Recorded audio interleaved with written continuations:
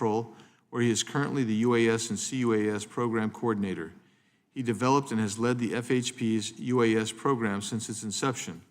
Sergeant Dooley is an expert in law enforcement, UAS operations, disaster response operations, and special event and high-value target UAS security operations. Thank you all for being with us today. We will begin by swearing you in and ask that you would each rise and raise your right hand. Do you swear or affirm under penalty of perjury that the testimony you're about to give is true and correct to the best of your knowledge, information, and belief, so help you God? The record will reflect that the witnesses have each answered in the affirmative. Thank you. Please be seated. Each of you should know that your written testimony will be entered into the record in its entirety. Accordingly, we ask that you summarize your testimony in 5 minutes, and we're going to begin today with Sergeant Dooley. So you're recognized for your 5 minutes. And I'll just tell you, you should see a clock in front of you, and when you're about 10 seconds before you hit 5, I will start tapping like this, and then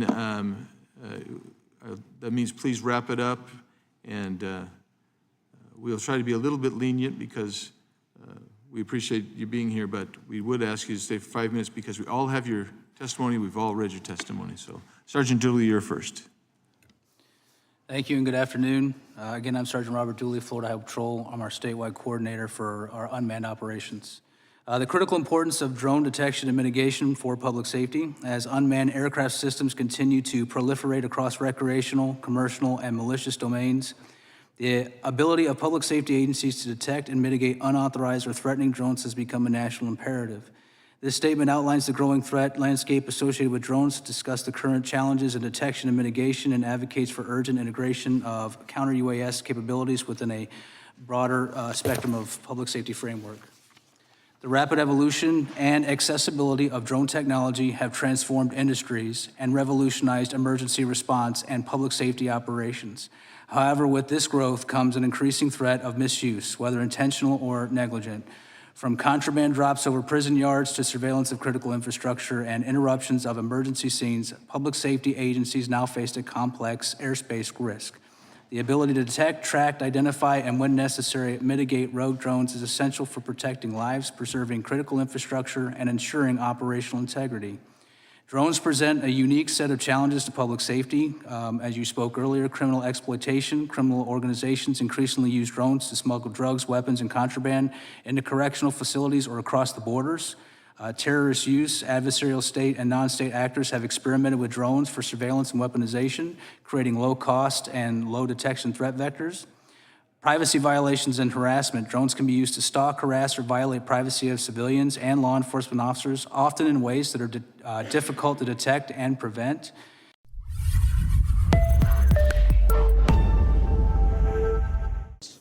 Thank you, Mr. Feddersen. Chair now recognizes Dr. Wallace for his 5 minutes. Dr. Wallace. Chairman Biggs, Ranking Member Raskin, and other distinguished committee members, thank you for the opportunity to testify on the important issue of protecting our nation from the misuse of unmanned aircraft systems, sometimes referred to as UAS, or more colloquially as drones. My name is Ryan Wallace, and I currently serve as a professor at Embry-Riddle Aeronautical University. And for the past 10 years, my research has focused primarily on UAS safety and security threats through the use of UAS detection equipment. The misuse of unmanned aircraft is not fundamentally a technology problem, but rather a people problem. What makes this problem particularly challenging is the unique aerial capabilities that UAS provide to their operators, capabilities previously limited only to those with the resources and training to operate manned aircraft. The accessibility, affordability, and automation have now placed these capabilities within the reach of anyone with a few $100s. This creates a disproportionate force multiplier for bad actors. The destructive potential of consumer drones recently came to global attention in Ukraine during the famed Operation Spider's Web, where small drones were used to conduct rapid, surprising, accurate, and devastating attacks. These attacks were executed with near impunity, highlighting the critical vulnerability gap posed by UAS threats. The remote nature of these attacks left no one to arrest or hold accountable. Today, these tactics and technology are being employed both domestically and near our borders. The FAA estimates there are currently more than 2.8 million drones in the United States, nearly double the number of drones than in 2018, than when the Preventing Emerging Threats Act was signed into law. Today, UAS outnumber manned aircraft by nearly 13 to 1. The agency estimates that within 5 years, this number will grow a further 10%. Presently, drones are causing 3 major domestic problems. 1, creating a collision risk with aircraft operating in the national airspace system. 2, contraband delivery into prisons and correctional institutions. And 3, incursions along our borders. The potential consequences of a mid-air collision with a drone erode the safety of our skies. As of the second quarter of 2025, the FAA recorded a total of 1,022 sightings, approximately 170 per month, with aircrew reportedly taking evasive action in 2.8% of those cases. In January this year, a Canadair CL-415 conducting suppression operations struck a small drone operating at low altitude within a temporary flight-restricted zone near the Palisades Fire. Air operations were suspended, allowing that fire to expand unabated, further enhancing the destruction and risk to response personnel. According to Michael Torfey, the FBI, and Christopher Hardy of the Department of Justice, drone activity has proliferated to more than half of the Bureau of Prison federal facilities, with incidents climbing to more than 479 in 2024, nearly 20 times the number since the agency started tracking in 2018. Similarly, Stephen Willoughby from the Department of Homeland Security highlighted the extent of the porous UAS activity along the U.S. border, stating, in the last 6 months of 2024, more than 27,000 drones were detected within 500 meters of the southern border. To effectively address these challenges, I offer several observations. Foremost, that all drone incidents are local incidents first. Often, first responders to these incidents will be sworn officers from one of the nation's nearly 18,000 state and local law enforcement agencies. Most of these agencies lack formal training for dealing with drone incidents, and even fewer are equipped with tools to support the detection, tracking, and identification of UAS.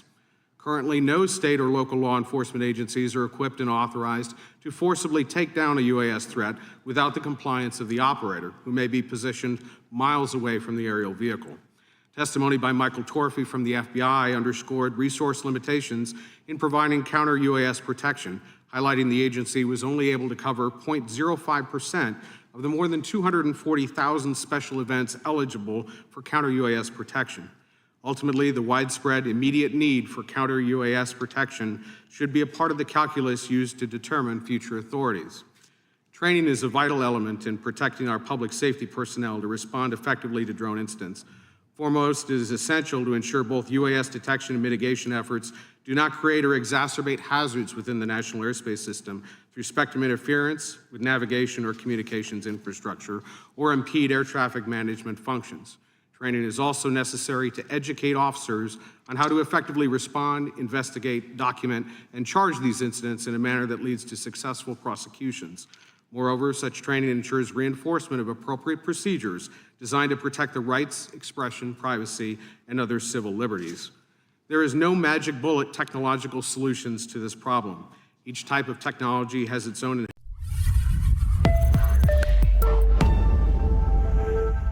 Thank you.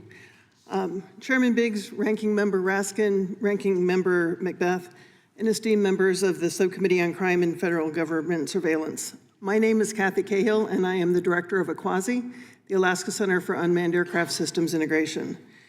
AQUASI leads one of the 7 FAA test sites, when we are a key player in many other FAA, DOJ, and DoD programs. We also partner with a variety of commercial and governmental entities on cutting-edge UAS and counter-UAS technologies required to safely integrate UAS into the national airspace system. These facts uniquely position me to discuss the topic of malicious UAS. This written testimony is provided to you through my personal capacity as a private citizen and is based on my professional experience. It does not necessarily represent the views of the University of Alaska. AQUASI uses UAS for good, such as conducting medical supply delivery, cargo delivery to isolated communities, and emergency response. However, our team is very aware of how they can be used maliciously. I live in Alaska, but even in this remote location, our team has seen the malicious use of UAS. We have seen flights of unauthorized UAS in the flight path of Ted Stevens International Airport, one of the top 5 cargo airports in the world. Simultaneously, we have seen multiple UAS entering the restricted airspace of our military bases. We have observed the flight tracks of UAS dropping contraband into correctional facilities. I personally have seen UAS crossing the southern border, bringing drugs from Mexico. All of these examples show that malicious UAS activities are widespread, and we need policies, procedures, training, and technologies to allow law enforcement to stop these activities without creating a hazard to people and property.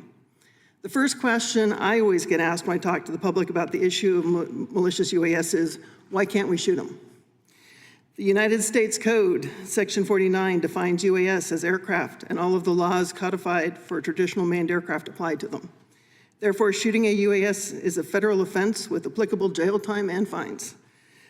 Only 5 agencies, DOD, DOE, DHS, DOJ, and to a limited extent FAA, have relief from the United States Code sections applicable to shooting down or hacking or jamming UAS. So most law enforcement operators dealing with unauthorized UAS do not have the legal authority to do so. Also, it's unsafe to mitigate a UAS without knowing what is under it and what might get hit when the UAS falls. Additionally, the operator of a counter-UAS system needs to know if the UAS under observation is authorized to be flying in that location. These facts point to why we need highly trained professionals with appropriate statutory relief and good information making the risk-benefit calculations about whether and how a UAS should be mitigated. As the malicious use of UAS spreads, state and local law enforcement officers will be on the front lines for combating the threat from the rogue UAS, because federal agents with counter-drone capacities cannot be everywhere. The Aquasi team has been studying the willingness of local law enforcement officers to engage with systems designed to detect, track, and identify malicious UAS. In Alaska, we have had trouble getting state and local law enforcement officers to address rogue UAS because they're overworked, understaffed, dealing with more urgent situations, and feel it is not their responsibility to do so. Additionally, many of the law enforcement participants in our study are unsure as to what laws are applicable to malicious UAS and do not know what they can legally do to build a case for the misuse of UAS. We need to provide our law enforcement officers with clear guidance on how to address rogue UAS, and that as the risk from malicious UAS increases, the potential to mitigate the UAS in certain circumstances. We cannot afford to allow criminals to use UAS maliciously or our adversaries to use UAS to endanger our military bases or personnel and conduct espionage. In my opinion, H.R. 5061, the Counter-UAS Authority Security, Safety, and Reauthorization Act, is a good first step towards safely implementing counter-drone technology in the U.S.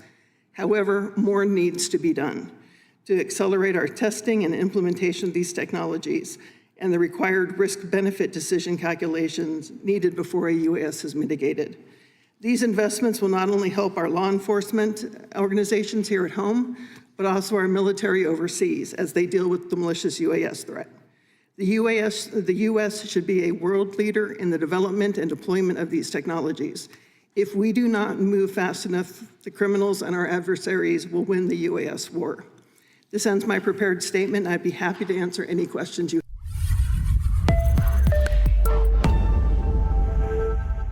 Today's hearing to provide us with an opportunity to learn more about how drones can be used to commit crimes, how law enforcement can respond to those crimes, and what we might do here in Congress to adapt our laws to meet the challenges that drones pose to our society and the challenges that you have expressed here today. As with the internet, artificial intelligence, and so many other technologies, drones can really be a valuable tool.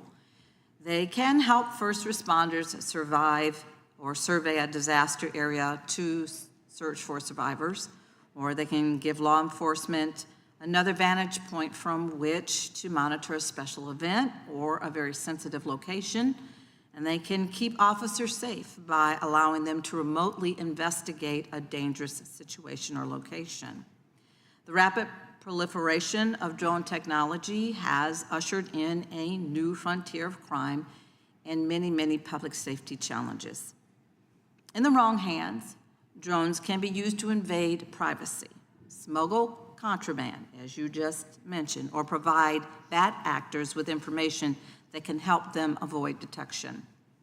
I've heard firsthand about these harms from many law enforcement officers, in particular in my district in the state of Georgia, as they're working to keep us all safe. For example, Georgia prison officials have informed me that they are increasingly battling the use of drones to smuggle contraband into our prison facilities. Drones have been used to deliver illegal drugs, weapons, and cell phones, which can each pose a threat to the safety of our inmates and also the staff. Just last year, the Georgia Department of Corrections seized drones, dozens of them, that could be used to smuggle in contraband. And recently, officials at Washington State Prison in Davisboro, Georgia, they worked with the Washington County Sheriff to track drones that were being used in an attempt to smuggle methamphetamine and heroin into prison. By tracking the drones and using a K-9 unit, they were able to locate the drone operators, arrest them, and prevent the drugs from reaching the prison. While law enforcement succeeded in this effort using traditional tools, additional law enforcement tools may be needed to respond to the rising challenges that are presented by the drones. As with any new technology, we must exercise caution and proceed thoughtfully to avoid unintended consequences of detecting and mitigating drone activity.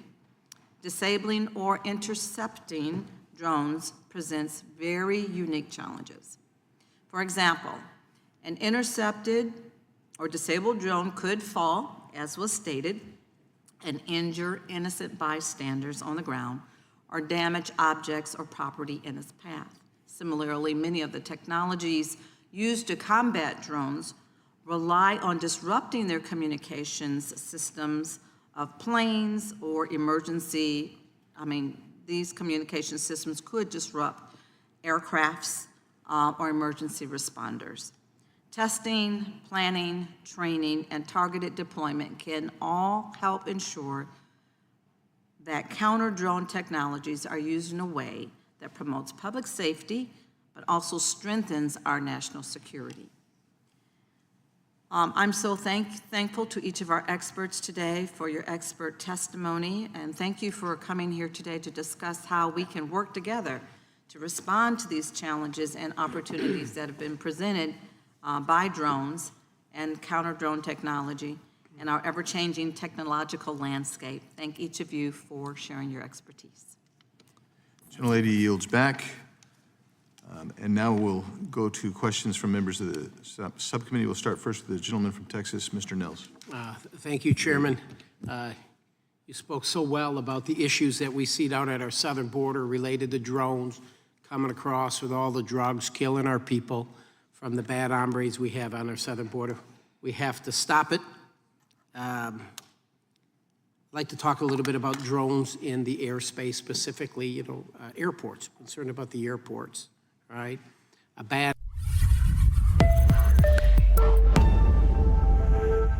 medium-sized airport do you detect the airport, at the airport, drone comes in, restricted airspace. What's your response? So normally, I'll give you an example. We've done some really different things in South Florida, especially Miami International Airport, as an example, has a drone problem, and we've partnered with our FAA partners, DHS, et cetera, entities that are allowed, without question, to detect or mitigate, because we recognize there was an issue, and we incorporate a lot of our public safety in the area, Miami-Dade, et cetera, and we were involved as well. And we're able to go out there and start intercepting, but from a perspective of an airport that simply has the ability to detect, I mean, there's really nothing they can do other than watch it, honestly. Do you see how stupid that sounds? It does. It's stupid. Yeah. So I like the idea we can detect. We Yep. can detect. All these airports we can detect. A drone. Well, if it's being operated by an individual with some bad intentions, you'll just catch it on video. The destruction of you're going to have it on, you can detect it. But there's nothing to mitigate that drone. And this is airports, so correct me if I'm wrong, sorry, Julie, but this is airports across the entire country.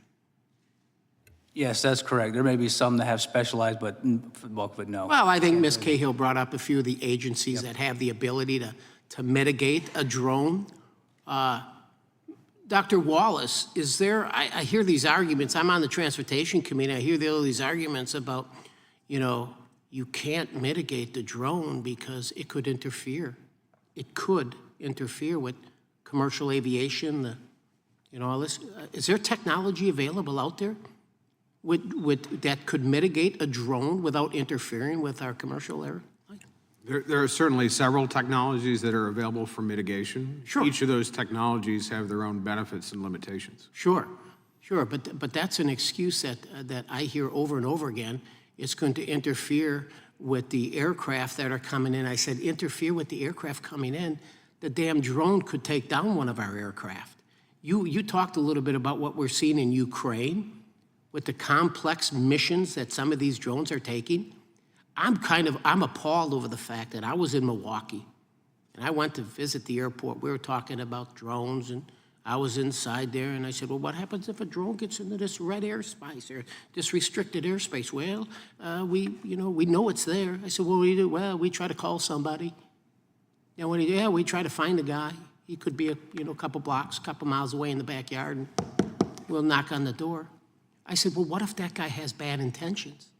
But then, when we have a significant event, we'll bring in the Coast Guard, and the Coast Guard would have the ability to mitigate the drone and send it out to Lake Michigan or set it down.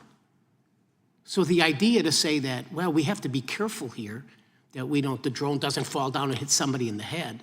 I think the technology is there to take control of the damn drone and get it out of the restricted airspace.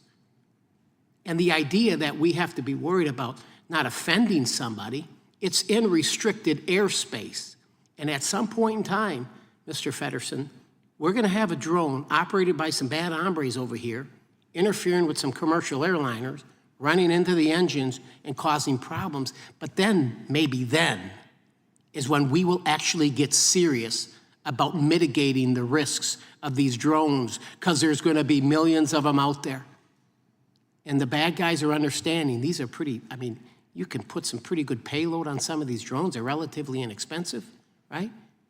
And so I am deeply concerned, Sergeant Dooley, about the US government's position on this, whether it's Section 49, it's a federal offense. That just makes me sick to think this is a federal offense.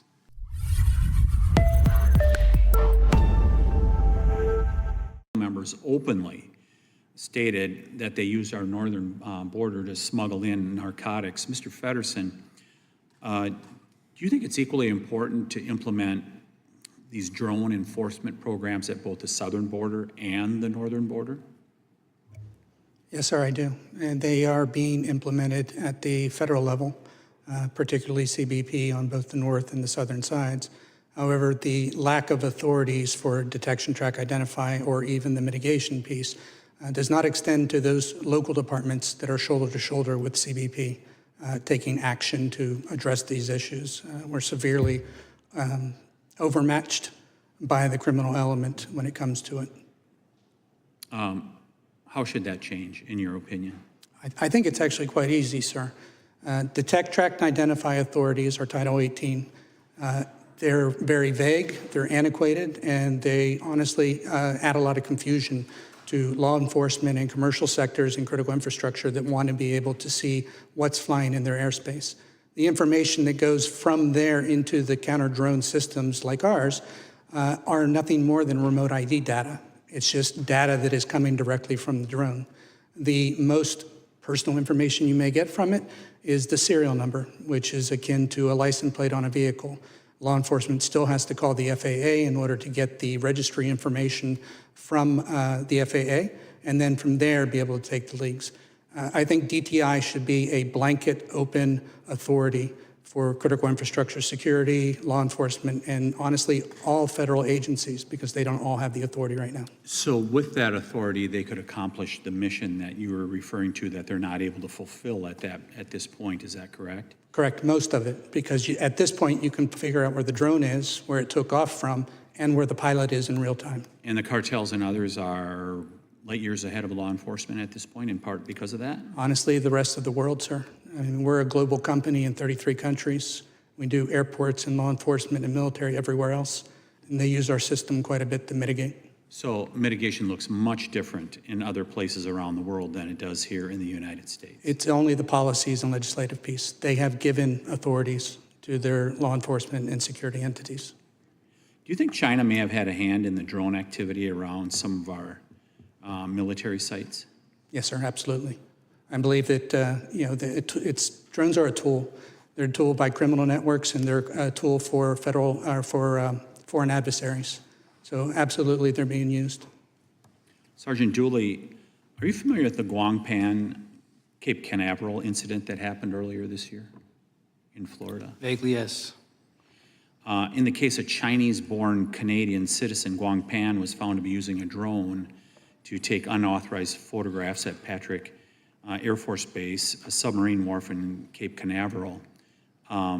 Have you seen increased activity of drones around U.S. military bases in Florida? So military bases, not so much. We don't support them as often. It's normally during large-scale events, but we went from literally detecting a few hundred per month in those general areas where they're restricted airspace, like a DoD site or military base, to thousands, in particular when DJI, in particular drones, turned off their geofencing for the most part. So our principal workhorse years ago in the state of Florida, which we used, was DJI drones. That's how we got started. Now we're not allowed to use them anymore.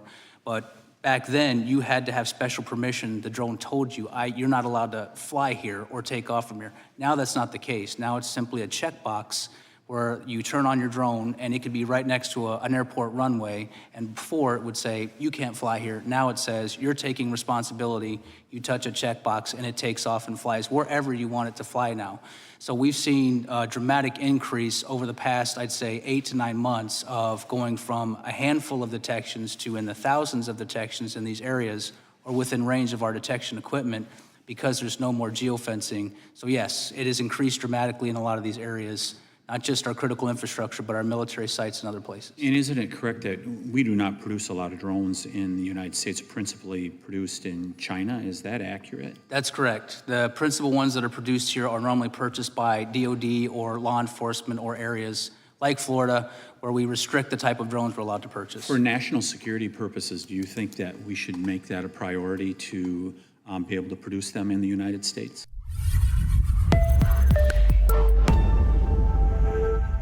And so forth, and increasingly actually for delivery. If you look at companies like Walmart and Amazon have actually been expanding their use of drones to do almost instantaneous or very quick deliveries, at least of smaller parcels at this point. And I think that many believe this will become quite widespread in the coming years. But this sort of problem of the unauthorized uses of drones, I think, sort of threatens the ability to have that process go smoothly, both from the perspective of having the regulatory process or framework work correctly, and in terms of sort of public perception and support for these sort of things. So maybe I'll ask Dr. Wallace, and if any of the other panelists want to add to this, how do we sort of address the malicious uses of drones in a way that does not threaten the productive and valuable uses of them? It's an excellent question.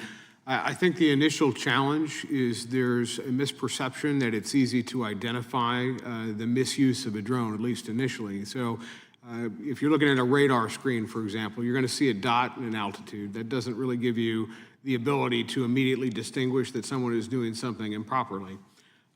Typically, we leverage information contextually with other kinds of information to try to make some assertions about what is actually happening. Is the drone operating above the altitude that the FAA would permit? Are they operating at an unusual time? Are they operating near a facility that would be questionable? So you never really know definitively if this drone is a threat or not. You only have indications.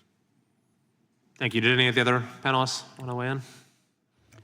Yeah, I think that the question is a very good question, but it comes back into the fact that when we look at our nation's airspace, we look at it through two lenses, safety and security. And so air domain awareness, which would allow you to see all the drones, is an essential part of the safety aspect of things. It's akin to telling police officers they can't look at certain vehicles that are flying around or driving around in areas that are off limits. and not being able to react to it. It's the same. You either drive a car legally or you drive the car illegally. It's the same with a drone. When we do large-scale events, we do have to do a lot of deconfliction, to your point, like how do you know which one is good and which one is bad? So we have briefings prior to like large-scale events of our public safety professionals, Amazon, Walmart, if they're doing deliveries in those areas, and make sure that we understand that those are already authorized. And we can get a list because, again, it's all about communication and reaching out. We reach out to our FAA partners and say who has been authorized to fly in this area because we're going to be their eyes and ears. So that if we do have something that is authorized to be there, to their point, we're not accidentally intercepting or mitigating with our federal partners. We know that they're supposed to be there, or we already have those clearances ahead of time. But communication is key, and getting out of your silo and talking to the other entities that can do that is key. Yeah, I think that's very important. And, if this is going to become more common, deliveries being done in this way, we want folks to have the assurance that these drones are supposed to be there and that they're safe and that they're doing, just a routine delivery as opposed to some of the other encounters that people might have in other contexts with drones. So appreciate the work you're doing and appreciate the chair for bringing attention to this issue. I yield back. I'd be happy to yield to my colleague, Mr. Knott. Thank you, Mr. Kiley. Sergeant, I noticed that you waved me down when I was talking about the ability to shoot down drones in emergent situations that's not currently within the legal construct. Do you have any insight into how we can best achieve that across, I would say, the sensitive areas, whether they're airports, bases, Bureau of Prisons, what have you? Well, the idea means would be non-kinetic. You don't want to accidentally, a projectile goes up, it comes down. But there are some scenarios which we've seen overseas where people don't care that you're mitigating or jamming or GPS denying. They're using fiber optic and other things to cross these barriers and be very successful. And that may be something that we have to deal with at some point. And we don't want to box our public safety into just non-kinetic issues, which basically radio frequency jamming, et cetera. We want to be able to give them a full spectrum of what they feel is necessary to do, or based on their personal experience of what they've encountered, or maybe the intel that they're getting, be able to handle the situation accordingly.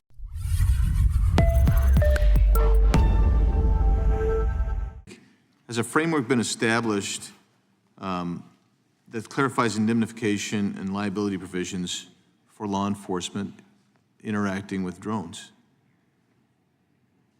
And my guess is no. I mean, other than just general qualified immunity. So from an FAA perspective, there is a law enforcement toolkit that it gives you things that you're allowed to do if you have to interact with a drone pilot. That you can ask for their registration, you can ask for their trust certificate. But as far as the mitigation side and the detection side, right. No. I guess that's really my question is regarding mitigation detection, that there really is nothing right now. Other than you can't do it unless you're one of the 4 federal entities. Right. And this leads to the next question, and you've kind of addressed it, Mr. Feddersen, and so I may ask all of you, what is the current framework under the pilot program? What agencies are given authority? What kind of authority are they given? And how do we effectively expand that nationwide? Yes, sir. So in DHS, there's only a small number of them, small components. There's components out there like HSI and ICE, the FAMS, TSA, that don't have any authorities that probably should.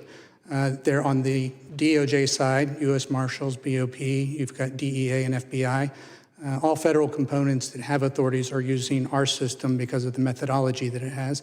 DOD also has it, and you've got on DOE falling short of how they're going to go ahead and use things because it's private contractors that particularly take care of power plants and nuclear plants. The authorities in 124N, I think, are fine because they actually go ahead and do the notwithstanding aspect and waive Title 18 and the Title 49 piece. I think the issue is training. As long as we have a good, solid training program, those authorities in 124N should be broadly spread across the rest of the federal agency, state and local law enforcement, and critical infrastructure security officers. So we have, for instance, in immigration law, we provide status for training for departments, sheriff's departments, et cetera.